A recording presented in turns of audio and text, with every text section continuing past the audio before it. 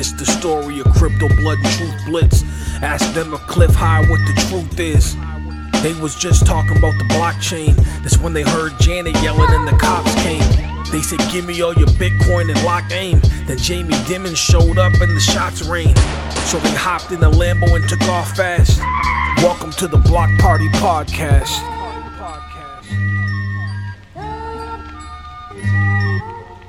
Ladies and gentlemen, welcome to the Block Party Podcast, Episode 5, Part 1. I'm Truth Blitz. And it's your boy Crypto Blood. And we have today my man Ozzy, the BS Filter. This is one of my favorite episodes so far on the Block Party Podcast. We talked about, will cryptos replace the fiat system? We talked about BitConnect. And we also talked about Cliff High, which was, you'll see in Part 2, but it was amazing. That was hilarious, man. But guys, enjoy this episode with Ozzy the BS Filter, and we'll talk to you soon. All right, ladies and gents, without further ado, got my man Ozzy the BS Filter on the line with us.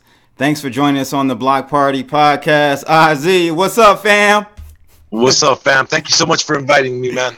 Yeah, no doubt. We're very excited to have you on. As I was stating in the before we started, man, I'm like, man, I love your channel because you're like Nick and I. Your philosophy is educate the viewer, not just ICO this, pump this. How can we make money here? What's the coin of the day?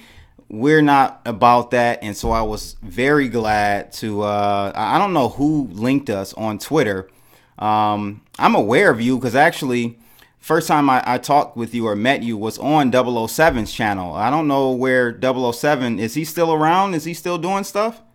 Oh, yeah, I stopped dealing with that guy a long time ago. Okay. But we did a show together on his channel. Yeah, man, this was back in July last year, man. Like, he was actually my first interview. He reached out to me. I did my interview with him, and it was with you, him, some black dude over in UK or Germany. Wait, was this about BitConnect? We touched on BitConnect a little bit. Yep. You know, yeah, I was only on for like a minute, and I had to come off. Right. Yeah, I was actually touring Dubai and Lebanon, and I took my family on a 2-month vacation, and the internet was really bad over there. But yeah, I remember now. Okay. Yeah, so that's when I met you, and I'm like, you know, this cat is raw. He's real, and I'm about that, man. That's how we are in Detroit, man. We raw and we real, and we don't hold anything back. So again, thank you for joining us today. Absolutely. For sure.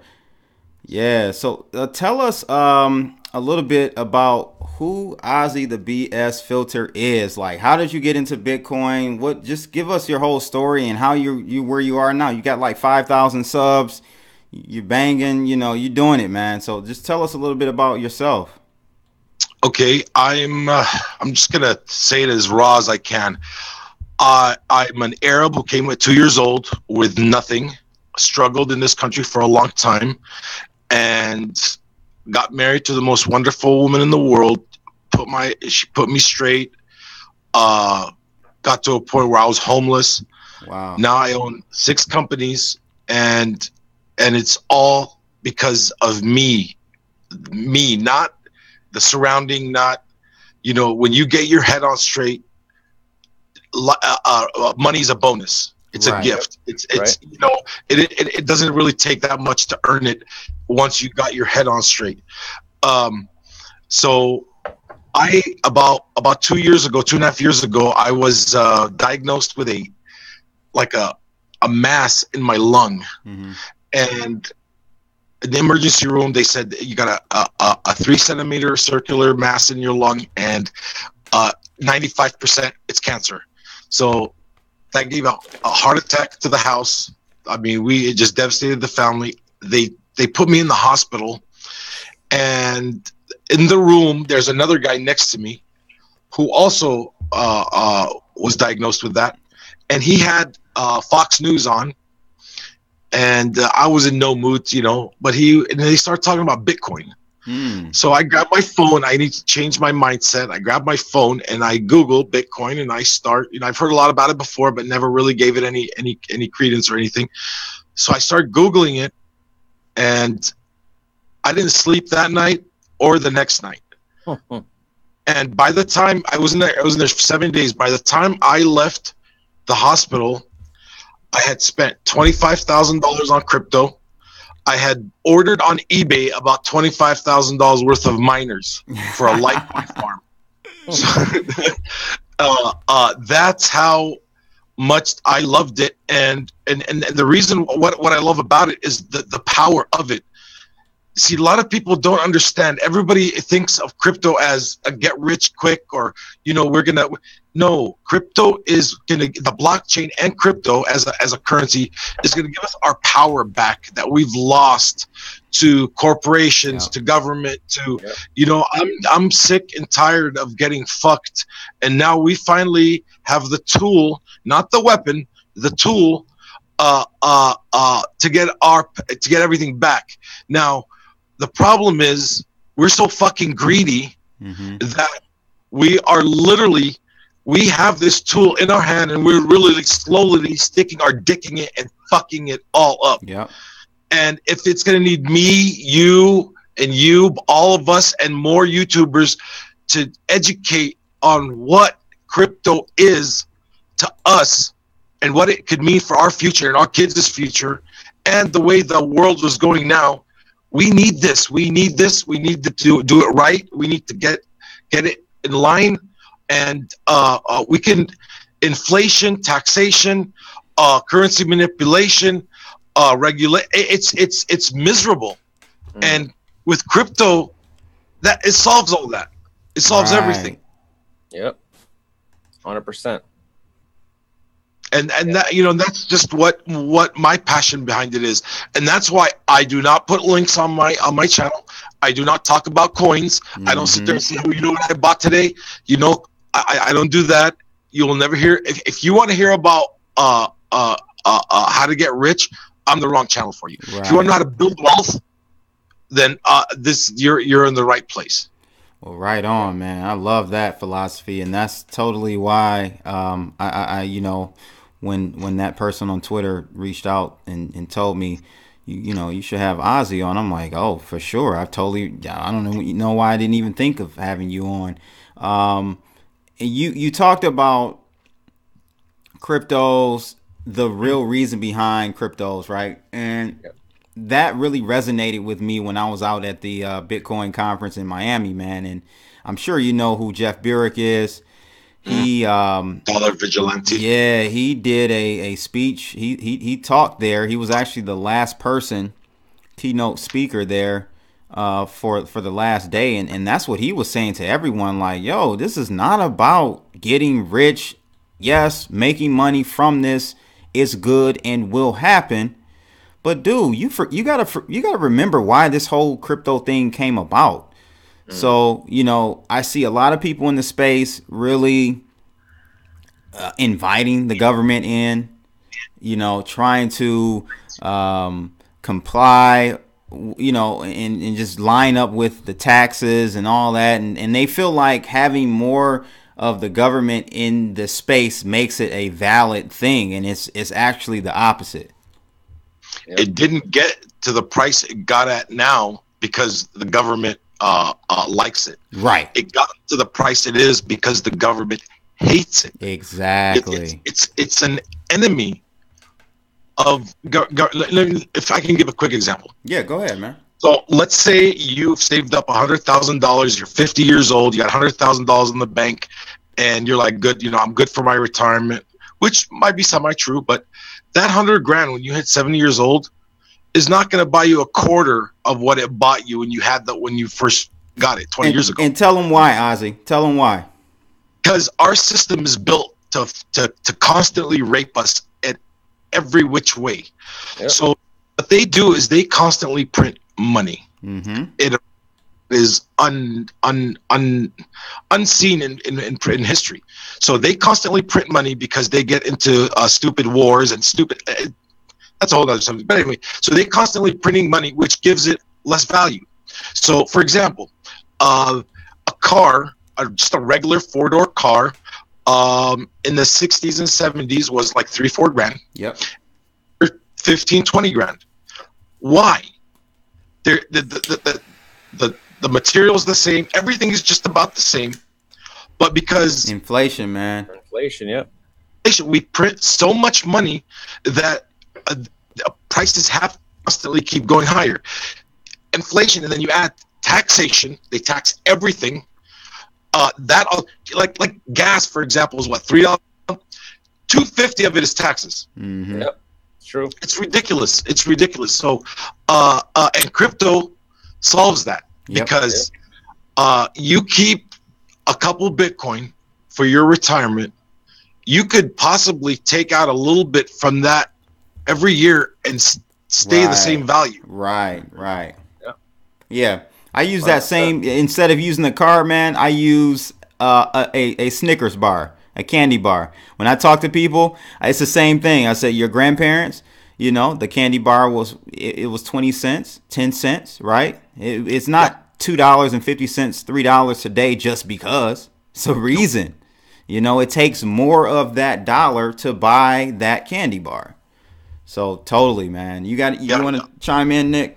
Yeah. I mean, I think we both recently talked about this, probably within the last 2 weeks, separately on our own channels about, what is the reason that you got into crypto in the first place? Because there are a lot of people who got in simply because they saw how much prices were going up. They're hearing about it on CNBC. They're hearing about it on Bloomberg, and they had that FOMO bug, and they want to make money. But to me, the money is just it's a bonus. It's like a side effect. Like I started hearing about Bitcoin back in its infancy. I mean, within the first probably year and a half that it was out, I didn't get any at that point, but that 2007, 2008 financial crisis really woke a lot of people up to the bullshit system that we're in. So, that is why Bitcoin was created. So, we need something like Ozzy said that's going to get us out of that system. And the governments and the banks are fighting it, but it was Max Kaiser who said this recently. I think he said this at the World Economic Forum in Davos. I think he said that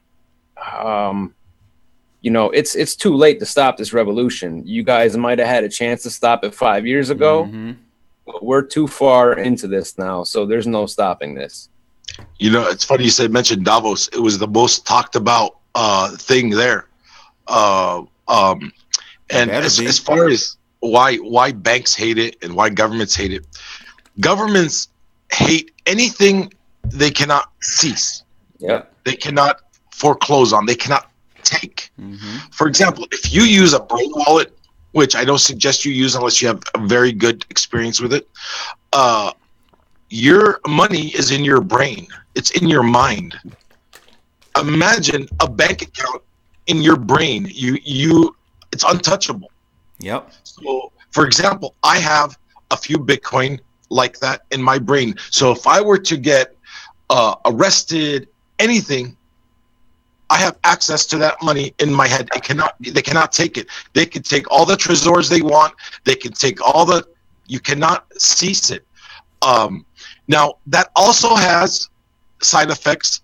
For example, terrorism, drugs, but it needs 100 years to get to the level of the dollar. The dollar is the most used for criminals. And Antonios Annalopoulos said, Andres, criminals is what makes things popular. Like they were the first one to use the car. They used guns. I mean, so they bring stuff to light. I mean, really, the car when it came out, they were robbing banks with it. It made it very easy. We didn't ban cars. Right. Exactly. Yeah. So, the government had a lot of reasons. The blockchain is their worst enemy. The currency is just a little thing. The blockchain, which I advocate to get into government, this is what I want the blockchain. I want the fucking blockchain in the White House. Now, some of it can stay secret. Some of it is open. This ledger doesn't have to be public. But when shit goes down, and we got to go back in history and see something, It's all that there. blockchain cannot be erased. It cannot be deleted. No more fucking Russia probes, witch hunts. No more, none of this. The blockchain, no more spending like that. Like right now, there's $3 trillion missing from the Pentagon. Yep. The last time there was money missing in the Pentagon, 9/11, wasn't it? 9/11. Yep. A lot of people don't know. At the same time that 9/11 happened, there was a $6 trillion Yep. missing from the Pentagon being investigated. Yep. Building 7 and the part of the Pentagon that was hit Yep. is where Had all the the records. banking. Yep. Yep. Yeah. So again, that's not proof. That's not evidence, but It's a big head fucking scratcher, that's coincidence. for sure. Oh yeah. So, do you think that we will get to the point where, do you think cryptocurrencies will replace fiat or exist alongside fiat? I'm going to answer this one in a lengthy way, if you don't mind. Yeah. So, no fucking senator in the world is going to bring a package to vote on that says, let's bring the blockchain and the currency in real life. No one is, because they won't make any money anymore. They can't rob us. It has to start with us. First, we have to clean up this fucking mess. BitConnect, all these different coins, the shit coins, they all got to go. Mhm. ICOs, we got to build a system for them to where only legit ones get filtered through. Right. It's got to start with us, me, you, and we got to go to our cities and say, I want to get in and I want to be a council member. And then from there, we move to higher government, because nobody is going to bring in the blockchain into government except for us. So we need this younger generation that is into them start getting into government slowly. And once there's enough of us in there, we can then bring in digital currency and the blockchain, the ledger, into government. And then that's when you'll see waste will stop. It will just cease to exist. Because now every time they're going to do something, they'll be like, wait a minute, this is going on the blockchain. I don't want to be part of it. No more wasteful spending. No more errors. No more mistakes. No more inflation. We know what's getting printed. And guess what? I will mine that government blockchain for free. And I'm sure all of us would help mine that, where we get the power back. And then once we all have that ledger, imagine voting on there, where the blockchain will tell you, no, you can't vote yet because you're not a citizen. Right. You already voted yesterday in a different county. Right. Yeah. I just imagine how life so much easier it can be, where And everything is connected through a blockchain. Andreas Antonopoulos talked about this years ago, man. Like back when I got into Bitcoin, a lot of the concepts or a lot of the things that we see in blockchain today, I don't know if he was the originator as far as the concepts themselves, but I remember him talking about brain wallets as, something that could be done. I remember him talking about blockchain being used as a form of a voting system. So I think we're inching closer and closer to that as the days go by, man. And like you said, it's a pervasive type of thing. It's going to happen slowly but surely. It's more of a social transition socially. The younger people who are hip to cryptocurrencies, to blockchain, to decentralization. As those individuals, as we get older and we get into those positions and replace a lot of these corrupt older individuals, I think the change is going to come for sure. Yeah. But here's the problem, but we have to clean it up. Right now, it is the most toxic space in the world. Nobody owns Bitcoin, by the way, anymore. Everybody owns alts. And they calculate their Bitcoin by how much alts they have in Bitcoin. Nobody owns Bitcoin anymore. Most of the Bitcoin in the world is all on exchanges. Everybody owns alts now. They're waiting for that next 20x, 30x, and then they'll sell it back to Bitcoin and then go buy more alts. We need to get back to hodling, to holding, to just owning Bitcoin or I'm not a maximalist. I own several cryptocurrencies that I believe in. Okay, I was going to ask you. Yeah, I was going to ask you, like, what do you feel about the current state of Bitcoin? I don't know how long you've been in the game, but to me, the current form of Bitcoin, meaning Bitcoin Core, BTC, is there's some issues, man, and I would love to get your take on that. What do you think of Bitcoin as it stands right now? Is it a currency? Okay. Is it an asset? What is it to you? It is, well, let me just start. So Bitcoin is very easy to use once you get it. Mm-hmm. But grandma and grandpa and uncle will look at an address and be like, what the fuck is this? I don't understand. I understand a 10-digit account number at Bank of America. I don't understand. So our development team, because they're so fucking bright, they're coming up with lightning networks and all this shit to where nobody can fucking understand I try to study lightning network as much as I still don't understand what it's for. Like, what is the end goal of it? We're not ready for it. I'm not saying it's a bad thing. We're not ready for it. Well, we need ease of use. Mm-hmm. We need that our kids, our older people, and Bitcoin. If you're in your 40s, you're old in Bitcoin. I mean, because crypto is just for millennials and less. So we need ease of use. We need to get people to learn how to use it. We need to find a solution to the 40-digit address. We need to find it to where we can where we can give one person an address, they can have that forever and learn how to, just ease of use. You know what I'm saying? All right. So that is our first goal. Now, in the development world, it's not. They don't give a fuck about that. They care about creating new technology for it to make more money. Right. So I get a little bit of what Roger Ver says. I fucking hate him. Right. I think he's doing it all wrong. He's a complete dick. But you're right. It is slow, and it'll never be a currency the way it is now. But neither is Bitcoin Cash, because Bitcoin Cash, as soon as it starts to have the transactions that Bitcoin has, it's going to do this. It's going to right. What's so special about that one? We need to get the technology in the right direction to where we can make this. Now, what is the difference between a currency and a asset? To me, nothing. There's no difference. They're both spendable. So now gold would lead more to an asset because it's not that easy to liquidate and purchase. But Bitcoin can be both simultaneously, and that's great. There's nothing wrong with that. It doesn't have to be one or the other. It can be both.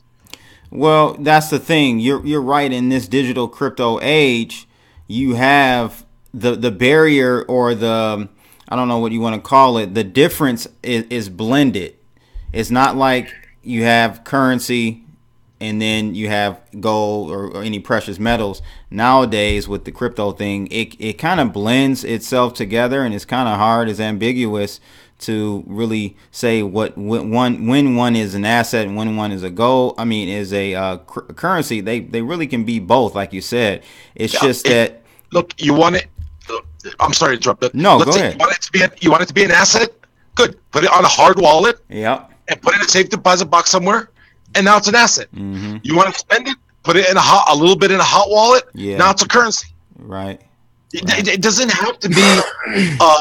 Now, also, there's this thing where how are you going to buy a cup of coffee with Bitcoin? You don't have to buy a cup of coffee with Bitcoin. There's Litecoin. What's wrong with Litecoin? Right. Litecoin is an excellent coin.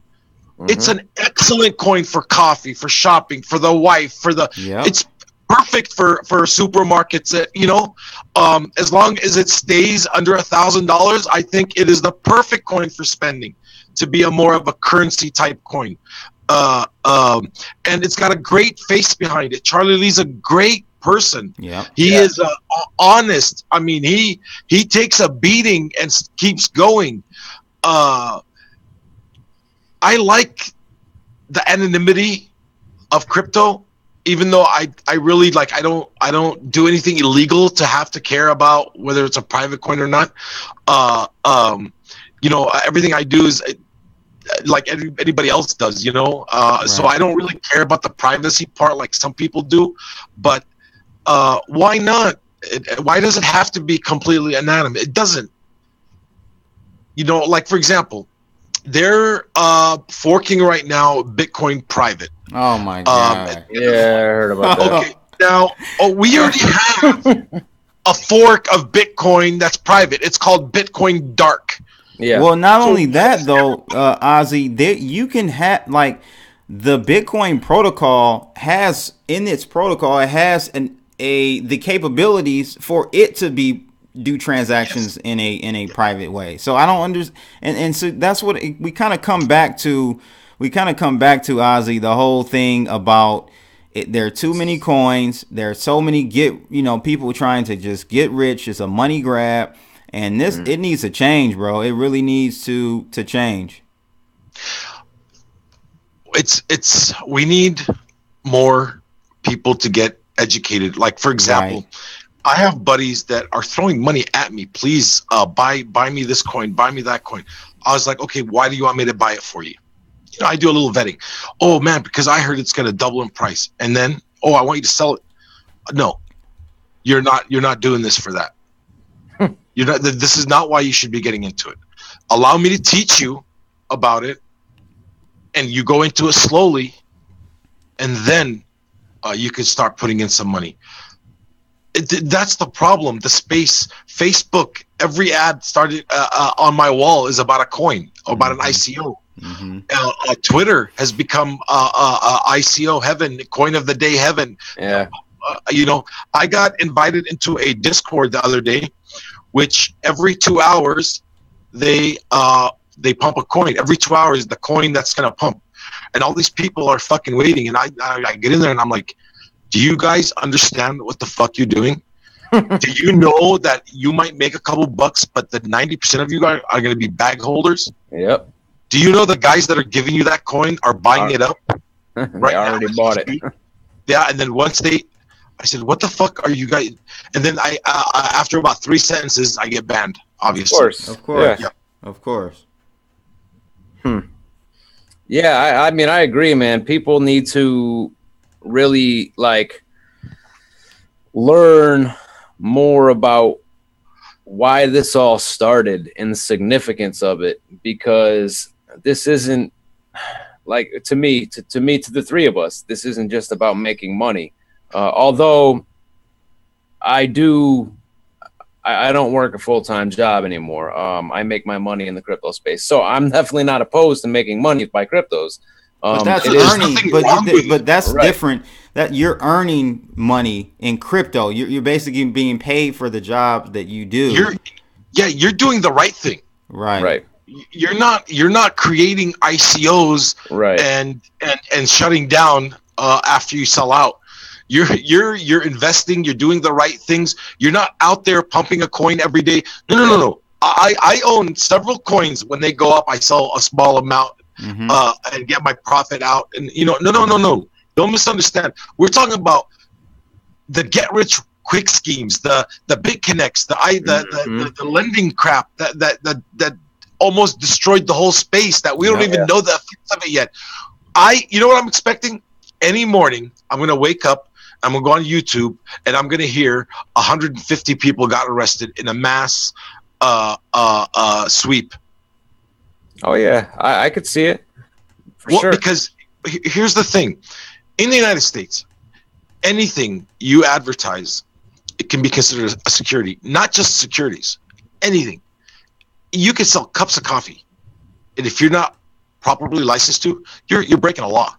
Yeah. And if you think the district attorney's office is not going to find a way where promoting BitConnect is a crime, you're out of your fucking mind. they live for this shit. They jack off to this shit. Yeah. Especially these ones, especially these guys who got 100,000 or 75,000 subscribers and are paying for ads for their channels and go ahead and say the names, Nick. The Craig Grants, the Trayvon, Nick, a 17-year-old Nick, Crypto Nick, the other one. 17-year-old fucking kid helped people lose their houses. Yeah, right. So exactly. It's funny, man. It's crazy, Ozzy. I was talking to Nick about this. I was like, "Yo, what is going on in this space, man? Like, when does a person, a grown person, listen to a 17-year-old about anything? Graduate high school yet? Let alone financial advice. Right. But I'm saying people are thinking financial advice from a kid in high school. Like, what? In what world? When BitConnect went down, I got comments, emails, messages, Twitter, Facebook. People crying. One guy wanted to commit suicide. Families getting divorced. I mean, that day I was heartbroken. I mean, and I'm not innocent. I was in it. I put in a little bit of money and just to to fuck around. I can afford to. I mean, I know what I can afford and what I can't afford. Right. And I got into it way back in August. With $1,000 just to see, is this shit real? I'm gonna keep reinvesting and doing all this stuff, and I did, and it worked. Yep. But I knew what's going on. Correct. So to me, Ozzy, there are two different people in this whole BitConnect situation. You've got people like you who, hey, I'm just throwing a little money at it. It's high risk. I know what this is about. Let me see if I can get my principal out plus some. That's cool, if someone chooses to do that. But then you have the other people who are following the crypto Nicks, the Trayvons, the Craig Grants, thinking that they're going to become rich from this and don't understand that it's just simply a Ponzi scheme and it needs more money coming in than it's paying out, or it will fail. So, right, Well, the problem I'm having with it is not the complaints, it's not the money lost, is the outcome of the shutdown. You see, we haven't seen the true damage BitConnect has done. Why do you say that? We got lawsuits right now. We got district attorneys' offices. We got FBI. We got I don't know what they call that, international Interpol. Interpol. So we don't know the outcome of the true damage of what this did. We might not know it for another 6 months or so. Now, this is the kind of excuse governments were waiting for to bring down the hammer. And we just handed it to them on a silver platter. That's what I'm saying when I say we need to clean up the space. The space is toxic. The hatred. The word scam gets thrown around like candy. Or FUD, the word FUD, right? FUD, yeah, FUD. I don't use that word only because I've owned businesses that have failed. Right. In the crypto world, a business that fails is automatically a fucking scam. Exactly. No, that's not fair. It's not true. It's wrong. Yep. Just because an ICO came out and it tried and failed does not mean it was a scam. Now, there's where me and Tone Vase, we disagree on it all the time. Tone Vase, anything but Bitcoin is a pure and utter scam. No. There is true businesses out there. Now, some of them are not the best ideas, which I would not buy into. Right. But I know they're going to fail because it's a bad business. I'm a businessman. I mean, I think I have a site for it. Yep. But it doesn't mean their intent was a scam. Right. Yeah, same here, man. I run a few businesses now. I've had many businesses in the past. People just don't understand. And so now, like, I see why a little bit, I see why they have what we call like qualified investors, right? You must have X amount of net worth to invest in certain assets or companies and stuff like that. I understand that because you've got kids, you got crypto nicks in chat rooms or not even just age wise, just people that don't understand business, how things go, how business cycles work. How the failure rate of businesses, they don't understand that stuff, man. So here's what needs to happen. We need people like me and you guys getting involved in the business side of it. But I will not risk my 6 companies to an unregulated market. So if I was to open a exchange, which I know I would make a fucking badass one that people would absolutely fucking love, that actually answers the phone and answers questions and helps people that like a true business should be. Right. But I don't want to get arrested like the guy from BTCE. Yeah.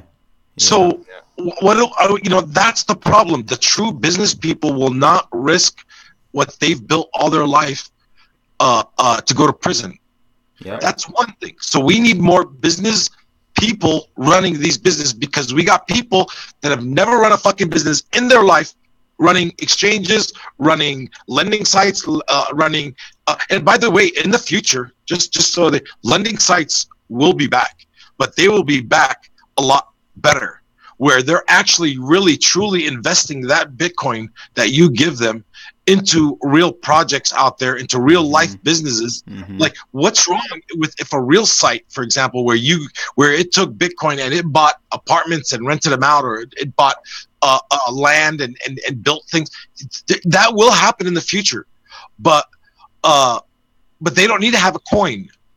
Right. They don't need an ICO, Right. So, but anyways, or they could have, but it would be more open, where you'd actually know who the owner is, and you know what they're doing. Go visit a site where they're building something, or the guy would be like, you know what, I want to buy a casino in Las Vegas. I need 300,000 Bitcoin. Let's do it.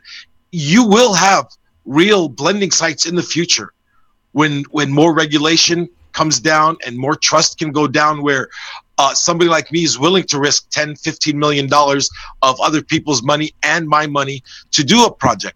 But so back in the day when I got into Bitcoin, there was a lending site. Do you remember BTC Jam? Do you remember them? No. Okay. They're no longer around. I don't know what happened, but they seem to what you're talking about. It sound they were doing something like that, but I don't know what happened with them.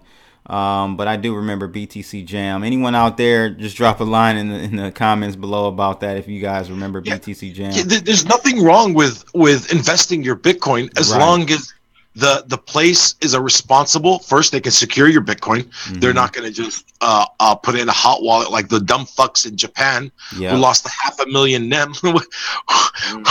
How, man? On a hot wallet. A $500 million in a hot wallet? I won't put $1,000 in a hot wallet. Right. Yeah, that's just in one hot wallet. What do we know, right?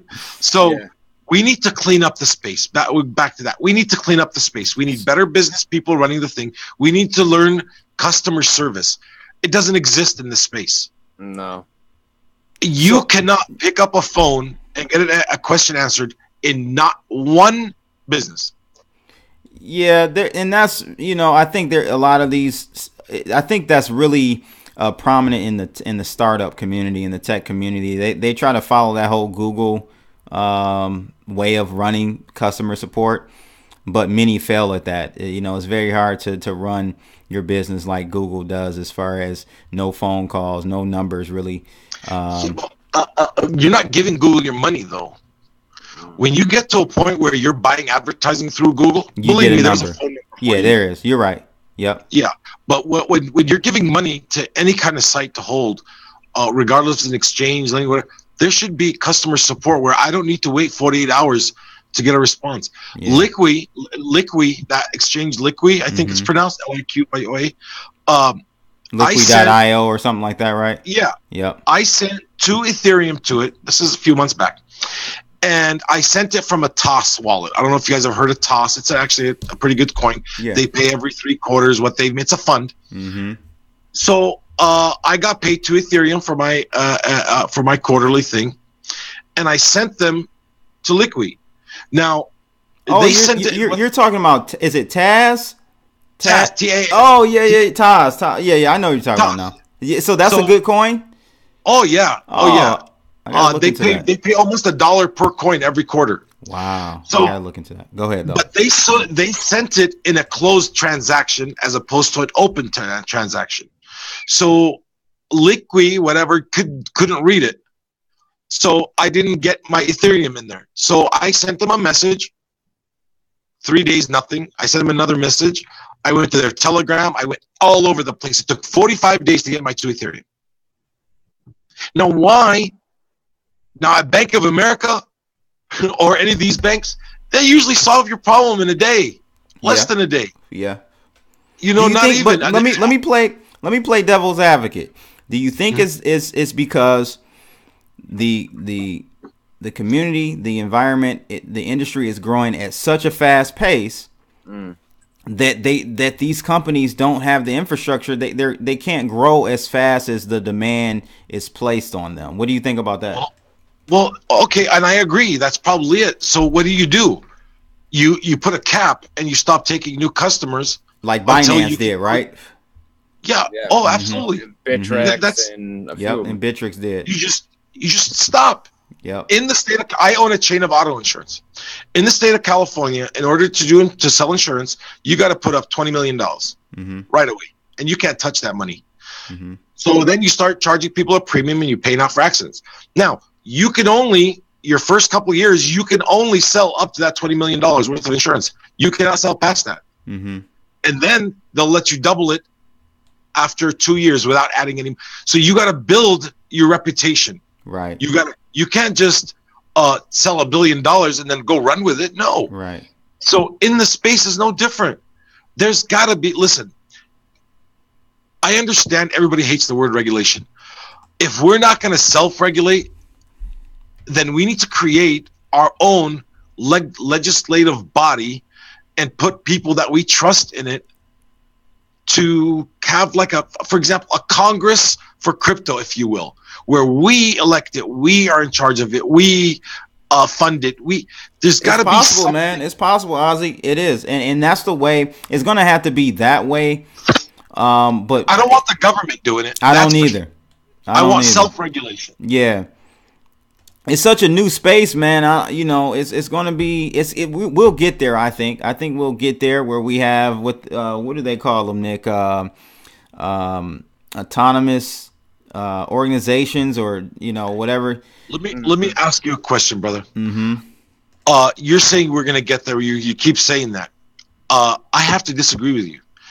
Now, how many YouTubers are like me, you, and Nick? Very few. Very few. Why? Why do you think that is?